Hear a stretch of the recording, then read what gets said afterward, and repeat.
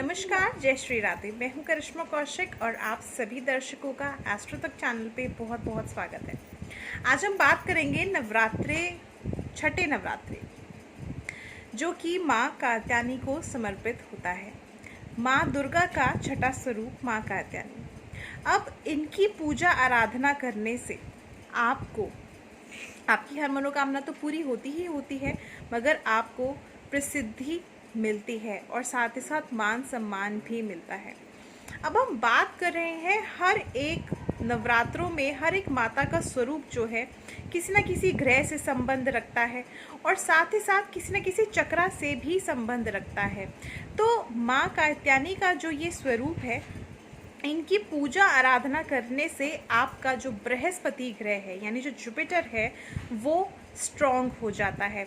और एक तरह से अगर देखा जाए, माँ कात्यायनी की पूजा जो है वो कन्याएं भी कर सकती हैं जिनका विवाह किसी न किसी अड़चन की वजह से हो नहीं पा रहा है या अपना मन चाह वर पाने की इच्छा रखती हैं। वो कन्याएं जो है माँ कात्यायनी की पूजा आराधना कर सकती हैं। अब इसके साथ ही साथ बृहस्पति का क्या रोल होता है। देखिए, बृहस्पति जो ग्रह होता है एक तरह से ज्ञान का कारक होता है। नॉलेज चाहिए, विजडम चाहिए, प्रोस्पेरिटी चाहिए, पावर चाहिए, तो आपका जुपिटर यानी बृहस्पति जो है ये स्ट्रांग होना बहुत ज़्यादा ज़रूरी है। अब जो कन्याएं होती हैं, इनका विवाह का कारक जो होता है वो बृहस्पति होता है।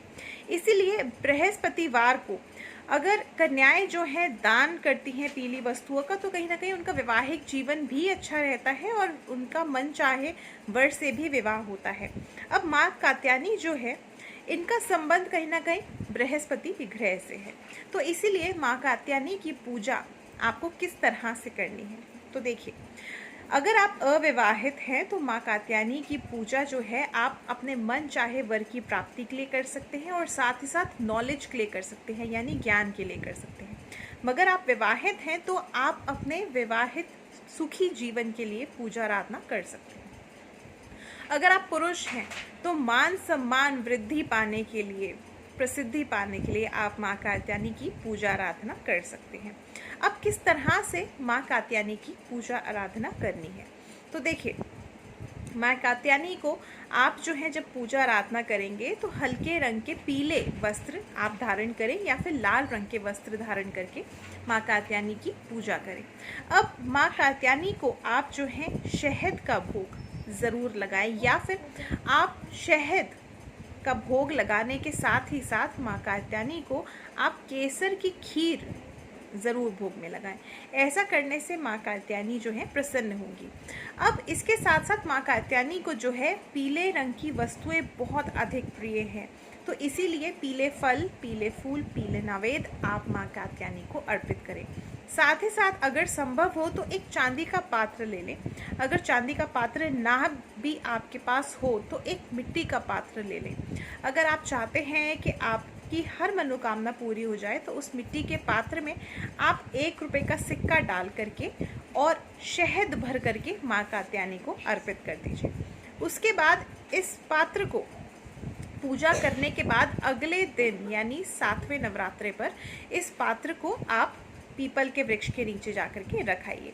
ऐसा करने से आपकी हर मनोकामना जो है वो पूरी हो जाएगी और साथ ही साथ माँ कात्यायनी आपको आशीर्वाद भी देंगी। अब हम बात करें अगर चक्रा की, तो चक्र जो है इनसे जो रिप्रेजेंट करता है वो है ब्रो चक्रा यानी आज्ञा चक्र, जिसको हम एक तरह से ब्रो चक्रा कहते हैं या अगर देखा जाए तो थर्ड आई चक्रा भी बोलते हैं। ये बैलेंस होना बहुत ज़्यादा ज़रूरी होता है। अगर ये बैलेंस नहीं होता तो कहीं ना कहीं हमारा जो माइंड है वो छोटी छोटी बातों पे इधर उधर डाइवर्ट होता रहता है, एकाग्रता क्षमता नहीं होती है। इसी वजह से हम जो है सही तरह से ज्ञान की प्राप्ति नहीं कर पाते हैं। तो इसीलिए जो हमारा आज्ञा चक्र है यानी जो ब्रो चक्र है, इसको सही तरह से मेडिटेट करने के लिए आप जो है त्राटक भी कर सकते हैं। और ये जो त्राटक है, ऐसा नहीं है कि आप किसी अलग तरह से करें। जो माँ कात्यायनी की आप पूजा करेंगे उनके लिए जो देसी घी का दीपक आप जलाएंगे उसी की लौ से आप त्राटक कर सकते हैं। चाहे आप इसको 2 मिनट करें, 3 मिनट करें, जितना अंदर आपकी क्षमता हो उतना देर इसको करें। ऐसा कोई ज़रूरी नहीं है कि आपको 10-15 मिनट ही करना है। ऐसा करने से आपका जो ब्रो चक्र है वो जागृत होगा। अब देखिए, इस चीज़ को लेकर के थोड़ा बहुत लोग कन्फ्यूजन में होते हैं। ब्रोच चक्रा की जब भी हम मेडिटेशन करते हैं तो कहीं ना कहीं हमें चक्कर आते हैं और इसके साथ साथ हमें नींद आने लग जाती है, ऐसा लगता है हिप्नोटिज्म सा हो रहा है। इसीलिए हम उस मेडिटेशन को वहीं पे ही छोड़ देते हैं, मगर ऐसा नहीं है। अगर आपको चक्कर आ रहे हैं या आपको ऐसा लग रहा है, हिप्नोटिज्म टाइप का लग रहा है, तो इस चीज़ को मान के चलिए कि आपका जो चक्रा है वो कहीं ना कहीं अब धीरे धीरे करके एक्टिवेट हो रहा है। तो इसको और थोड़ा सा आप आगे बढ़ाएंगे, आपकी इंट्यूशन पावर जो है वो आगे बढ़ेगी। और एक जो हम बोलते हैं कि दूर की दृष्टि से देख लेना, तो वो चीज़ आपके अंदर ज़रूर जागृत होगी। तो इसलिए जो माँ कात्यायनी की पूजा है वो भी इसीलिए की जाती है, ज्ञान के लिए, तरक्की के लिए। और ब्रोच चक्रा भी हमारे को इसीलिए ही जागृत करना चाहिए ताकि हम अपना इंट्यूशन लेवल जो है, इंट्यूशन पावर जो है वो बढ़ा सके और कहीं ना कहीं अपने जीवन में आगे बढ़ सके। और भी ऐसी खास बातें जानने के लिए देखते रहिए एस्ट्रो तक। मुझे दीजिए इजाज़त। नमस्कार, जय श्री राम।